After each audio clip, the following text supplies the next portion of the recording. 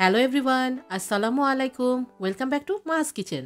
আজ বানাবো white fish with honey glaze vegetable. এটি একটি রেস্টুরেন্ট স্টাইল ডিশ যা খুব সহজেই ঘরে বসে বানানো যায়। চলুন বানাতে চলে যাই। একটি বোলে অ্যাড করে দিচ্ছি 3টা ছোট পটেটো জুলিয়ান করে কাটা। পটেটোগুলো স্কিন সহই কেটে নিয়েছি।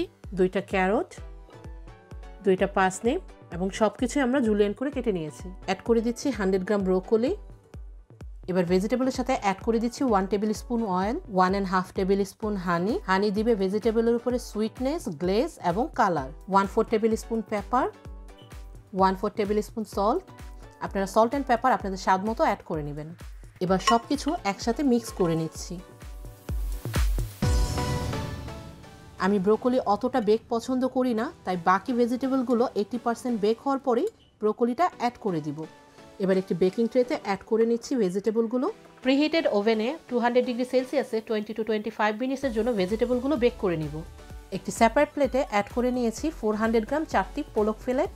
অ্যাড করে দিচ্ছি 1/2 teaspoon black pepper, 1/2 teaspoon salt, 1 tablespoon paprika powder. আপনারা চিলি পাউডারও ইউজ করতে পারেন। এবার ফিশের সাথে সল্ট অ্যান্ড পেপার এবং প্যাপ্রিকা দিয়ে বোথ সাইডে মিক্স করে নিচ্ছি।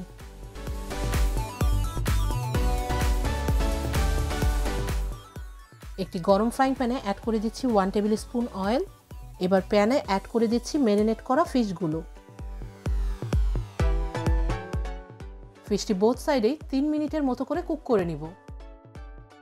এবার ফিশগুলো হালকা হাতে উল্টিয়ে অপর সাইডেও 3 মিনিটের মতো কুক করে নিব।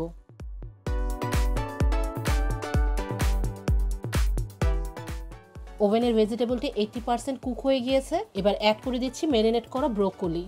ব্রোকলিটাও ভেজিটেবলের সাথে মিক্স করে আরও 3 to 4 মিনিটসের জন্য এক্সট্রা বেক করে নিব। ফিশগুলো কুক হয়ে গিয়েছে, বোথ সাইডে টোটাল 6 মিনিটসের মতো কুক করে নিলাম। ভেজিটেবলগুলো বেক হয়ে গেল, টোটাল 20 মিনিট সময় লাগলো ভেজিটেবলগুলো বেক হতে। এবার পরিবেশন করে দেখাচ্ছি। উপরে কিছু পার্সলে এবং হানি দিয়ে white fish with roasted honey glaze ভেজিটেবলটি পরিবেশন করে দিলাম।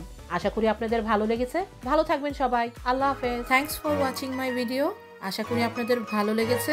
যদি ভালো লেগে থাকে লাইক করুন এবং সাবস্ক্রাইব করে আমার সাথেই থাকুন। বেল বাটনে ক্লিক করে নতুন আপডেটের অপেক্ষা করুন।